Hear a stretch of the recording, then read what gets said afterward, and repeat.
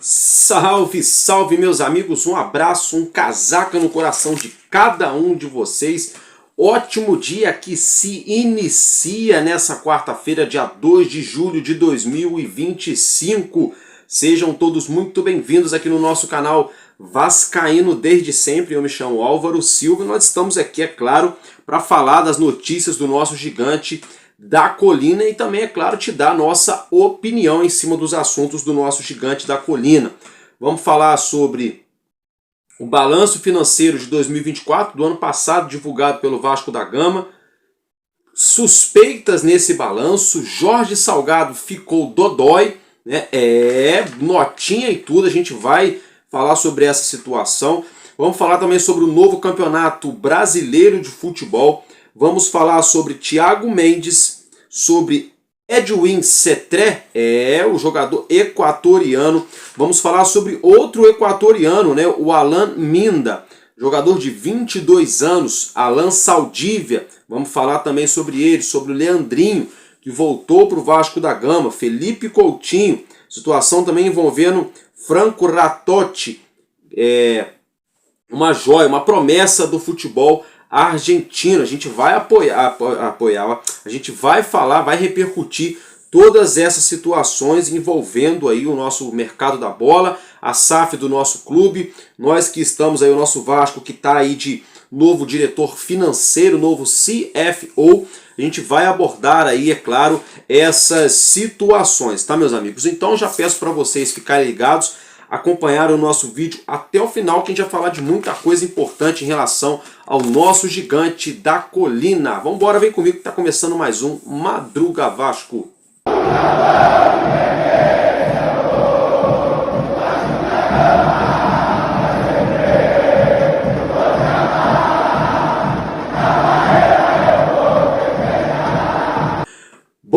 Bom dia e alegria, que Deus nos abençoe, a você que vai trabalhar, você que está chegando em casa, você que vai para a escola, tudo de bom para todos nós aí nessa manhã de quarta-feira, você que já nos acompanha nessas primeiras horas aqui nesse fim de noite para esse início de madrugada. Meus amigos, a primeira coisa que eu quero falar com vocês é sobre campeonato brasileiro, porque esse modelo que a gente tem organizado pela CBF deve acontecer até o ano que vem, tá? Isso mesmo, esse ano, né, o campeonato normal, como já está correndo aí o campeonato brasileiro, o ano que vem também, mas o ano que vem, de 2026, seria o ano de despedida, o último ano da CBF organizando o Brasileirão, porque existe já uma documentação já aí na mesa, né, dos clubes que fazem parte da Libra e também da LFU, né, que são os grupos ali hoje que dividem aí o nosso futebol. Meus amigos, nesse primeiro momento seriam os 40 clubes da Série A e Série B que iriam organizar essa liga, essa nova liga aqui no futebol brasileiro, com uma previsão, a expectativa de que em 2027 o campeonato brasileiro não seja mais comandado, regido, organizado pela CBF, e sim pelos clubes da Liga Forte União e também da Libra, clubes da Série A e da Série B aqui do futebol brasileiro. A documentação já se encontra na mesa da Libra e da LFU, dos clubes que fazem parte desses dois blocos, para que já haja esse tipo de assinatura, para que a gente avance nessa situação do novo campeonato brasileiro a partir de 2027, tá, meus amigos? Dito isso, quero falar com vocês sobre Thiago Mendes, né, o volante meio-campista, camisa 8, brasileiro de 33 anos, revelado no Goiás, passagem por São Paulo, Lille, Lyon e por último agora estava jogando no Al Rayyan, lá no futebol do Catar, tá, meus amigos? O Vasco estaria aí já bem encaminhado com o Thiago Mendes, faltando apenas detalhes para acertar essa contratação. Parece que só falta agora acertar o tempo de contrato. Vamos aguardar e acompanhar de perto a situação envolvendo o Thiago Mendes, meio-campista brasileiro de 33 anos, chegaria no Vasco a custo zero. O Vasco aí definindo com ele base salarial e tempo de contrato.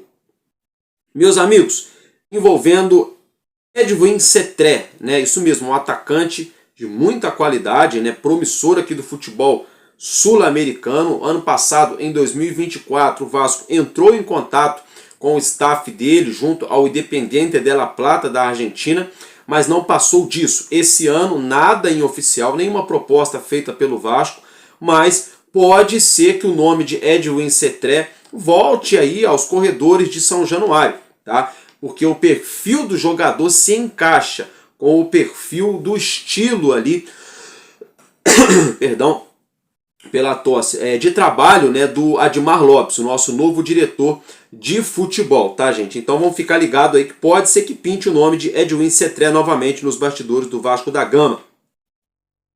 Uma outra situação, a situação envolvendo Alan Saldívia, tá? Informação que a gente tem é que não existe nada, tá? É apenas especulação, são apenas rumores, nada no momento envolvendo o Vasco e o jogador Alan Saldívia, que a gente trouxe para vocês há 2 dias atrás, né, o nome dele sendo ventilado no nosso Vasco da Gama. Outro Alan é o Alan Minda. Estou falando de um atacante de 22 anos, equatoriano, de 1,71 m, joga como ponta direita. Atualmente ele tem contrato com o Bruges da Bélgica, tá, gente? Ele foi revelado no Independiente del Valle do Equador e está avaliado no Transfer Market por 3 milhões de euros, mais ou menos 18 milhões de reais seria aí mais ou menos o valor de mercado de Alan Minda, atacante do clube belga, né, o Bruges, né, o Bruges que jogou esse ano a Conference League, não, né, como é que é o nome do outro campeonato, gente? Lá tem a Champions League, né, a Liga Europa, né, se eu não me engano, acho que o Bruges jogou a Liga Europa, né. Gente, aquilo que eu falei, jogador de 22 anos para chegar no Vasco ganhando um salário alto, tem que ser muito bom de bola, porque do contrário é melhor dar chance para alguém de 22 anos da nossa base. A não ser que seja um cara muito fora da curva. Do contrário, essa é a minha opinião. Nada contra o Alan Minda, tá? Essa é a minha opinião. É um jogador de certa explosão física, de velocidade, coisa e tal, mas não sei se seria assim, sabe? Vai chegar, vai resolver o lado direito do ataque do Vasco, agora todo mundo vai ser banco, esse cara vai tomar conta do ataque. Acho que não seja por aí. Minha humilde opinião. Se tratando, meus amigos, de Leandrinho, tá? Leandrinho tá de volta ao Brasil, se reapresentou ontem no CT Moacir Barbosa, nessa última terça-feira. Ele que foi jogar lá nos Emirados Árabes por empréstimo, né, pro Al-Shabaab. Né, o Vasco deve um valor referente à contratação, à compra do meio-campista Paulinho Paula. O Vasco fez uma composição ali, aconteceu um abatimento, né? O Vasco mandou o Leandrinho para jogar lá no clube árabe e parte do valor que o Vasco teria que pagar em relação à compra do Paulinho foi abatida nessa situação do Leandrinho. O Al-Shabaab demonstrou o interesse na contratação do Leandrinho, mas eles passam por dificuldades financeiras neste momento. Com isso, acabaram que não formalizaram proposta oficial para contratar o jogador. O Leandrinho já se reapresentou, já está no Rio, já treinou ontem no CT Moacir Barbosa, treina normalmente com o nosso elenco. No elenco do nosso Vasco da Gama, tá, gente? Diga-se de passagem que agora nós temos aí 4 laterais esquerdos, né, de origem, né? Tem aí o Lucas Piton, o Vitor Luiz, o Leandrinho, né, e mais um outro garoto da nossa base. São 4 laterais esquerdos, então fica o registro para vocês, tá? Meus amigos, nome de Franco Ratotti, né, gente? Isso mesmo, é um rapaz argentino. Ele teria sido oferecido ao Vasco da Gama, aqui do futebol sul-americano, e o nome dele estaria sendo avaliado, tá? O nome de Franco Ratotti. Vamos ficar de olho nessa situação aí, a mesma situação que eu falei para vocês do Alan Minda, do Alan Saldívia, né? Nada contra essa rapaziada, nada contra eles. Se eles forem bons de bola, pô, show de bola, chega no Vasco e ajuda muito o nosso time, a gente precisa de jogador bom.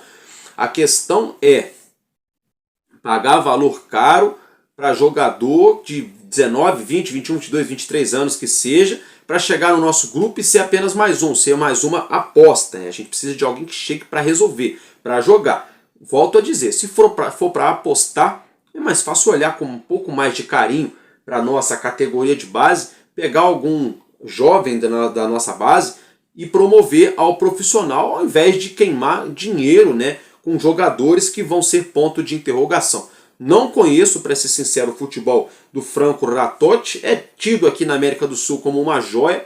Vamos ficar de olho, teria sido oferecido ao Vasco, a diretoria do clube que está avaliando, né? Então tem a situação do Alan Saldívia, nada no momento, a situação do Alan Minda, suposto interesse do Vasco, né? Não acredito, acho que não faz sentido. Situação do Thiago Mendes, está ali já na reta final de tratativas, vamos torcer para que dê negócio. A situação de Cetré, nada em oficial, pode voltar à pauta. Leandrinho voltou ao Vasco da Gama, né?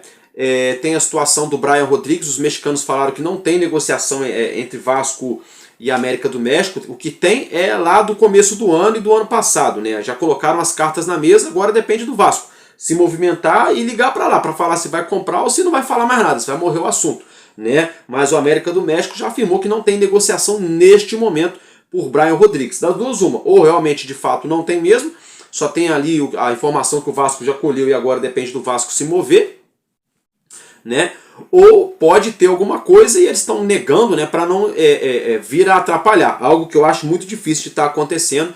Então esse é o panorama neste momento do mercado da bola do Vasco da Gama. Se tratando do Felipe Coutinho, tá? Treinou normalmente. A informação que a gente trouxe para vocês ontem é de que veio lá de um veículo lá da Inglaterra, né, um jornal inglês, afirmando que o Coutinho teria chegado a um acordo com o Aston Villa. Não foi divulgado ainda oficialmente pelo próprio Aston Villa, né? Inclusive ele está treinando no Vasco sem contrato com o Vasco, mas foi ali autorizado, né? Uma burocracia de praxe.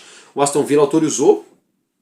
O Coutinho segue treinando normalmente, né? E o jornal inglês afirmou que já haveria um acordo, mas não foi nada ainda oficializado, nem por parte do Vasco, nem por parte do Aston Villa. O Felipe Coutinho ainda não foi aí, dito na mídia, né, de forma oficial, que é um agente livre no mercado. Mas está tudo caminhando para que ele seja do Vasco da Gama, assim, em definitivo, tá, gente? Falta mesmo essa formalização dessa situação. O Felipe Coutinho renovando esse contrato, a tendência é que ele use a camisa 10. Aquela lógica, né, que a gente já tinha falado para vocês aqui no canal, que o Coutinho fique aí com a camisa 10, né, e algum outro jogador do nosso elenco use, né, herde aí a camisa 11, tá, gente? Então vamos aguardar aí o Vasco bem encaminhado na renovação de contrato com o Felipe Coutinho. E bem encaminhado também com a situação envolvendo o Léo Jardim, né? Agora é só a gente aguardar aí as próximas horas, dias, semanas, né? Pra gente saber qual será o desfecho dessas negociações entre Felipe Coutinho e Léo Jardim. A expectativa do Coutinho é que até o dia 5, 6 ou 7 ali o Vasco já esteja tudo já encaminhado para ele já ser anunciado como contrato renovado, né? A situação do Léo Jardim pode ser antes ou pode ser depois, né? Tem contrato até o final do ano, tem a meta automática, né? Mas está tudo bem encaminhado. Esse é o panorama de momento do mercado da bola do nosso Vasco da Gama. Meus amigos, agora eu quero falar com vocês sobre a nossa SAF, tá? Isso mesmo, porque a Vasco SAF registrou aí um novo funcionário, né? Isso mesmo, Gabriel Souza. Gabriel Souza é o novo CFO da SAF do Vasco da Gama. O que é CFO? É um diretor financeiro. Tá, gente? Isso mesmo, antes a gente tinha um outro diretor que saiu, né, deixou o Vasco por problemas pessoais, né? Agora então Gabriel Souza é o novo diretor financeiro da Vasco SAF, ele que trabalhou na Álvares e Marçal, né? Ele que foi muito bem nessa empresa, nesse escritório de direito, ele que Gabriel Souza é desse ramo, né? Foi muito bem representando a Álvares e Marçal e agora, né, está representando a SAF do Vasco da Gama como nosso novo diretor financeiro. Se tratando de SAF, né, a gente tomou conhecimento aí do balanço, né, divulgado aí, balanço financeiro divulgado pelo Vasco ontem, né, do ano passado, de 2024. E esse balanço, ele mostra ali uma situação muito, muito delicada envolvendo uma empresa que fazia a captação dos recursos do plano de sócio-torcedor do Vasco da Gama, tá? E, claro, isso tudo aconteceu quando o Jorge Salgado era o presidente do clube. E essa empresa não teria repassado 220 mil reais ao Vasco da Gama, oriundo, né, vindo, no caso ali, um dinheiro vindo, uma receita do sócio-torcedor, tá? A Fenge, que era uma outra empresa, foi retirada pela 777, a 777 proibiu que a outra empresa permanecesse e colocou uma nova empresa para tomar conta do plano de sócio torcedores do Vasco. E essa nova empresa, colocada então pela 777 na gestão do Jorge Salgado, não teria repassado ao Vasco da Gama SAF R$220 mil do dinheiro de sócio torcedor. Jorge Salgado, ao ficar sabendo, ao tomar conhecimento dessa situação, veio a público, divulgou uma nota através do X do News Almirante. Eu não vou ler essa nota aqui, não sou obrigado, não sou jornalista, sou torcedor. Você quiser ver direitinho mesmo, vai lá no X do News Almirante. Está lá a nota do Jorge Salgado, que em tese ele ficou dodói, ficou chateado, falou que quando se diz que algo aconteceu na gestão dele, tem que ser esclarecido, que não sei o quê, que ele fez todas as medidas cabíveis naquele momento e agora também vai correr atrás de todos os seus direitos, das medidas cabíveis para poder fazer tudo corretamente com o Vasco da Gama, que está à disposição da atual gestão, e mimimi, piriri, parará e pororó. Aquela velha narrativa do coitadismo, né? É a famosa situação do coitadismo, né? Gente, é o que eu falo sempre, se existisse investigação séria dentro do Vasco da Gama, Salgado eu não sei, não posso provar, mas que mais de 10 pessoas sairiam do Vasco da Gama de São Januário, algemado dessa forma aqui, sairiam com certeza, tá, gente? Vamos ser bem sinceros para vocês aqui, porque é uma patifaria atrás da outra. E nesse balanço aí, essas situações duvidosas, né, perigosas, aí foi divulgado também aí o balanço financeiro da SAF, né? Em 2021, o Vasco da Gama tinha uma dívida de R$795 milhões. Finalzinho de 21. Em 2022, ali, quando a 777 chegou aqui para comprar a SAF do Vasco, a nossa dívida estava na casa de R$800 milhões. Já no começo de 2023, ali para o meio de 2023, após a 777 já ter assumido a nossa SAF, naquela remontagem de elenco, a nossa dívida já foi para casa de R$1 bilhão. E agora, ano passado, a nossa dívida fechou em R$1.210 bilhões. Ficou aí a dívida da SAF do Vasco da Gama em 2024.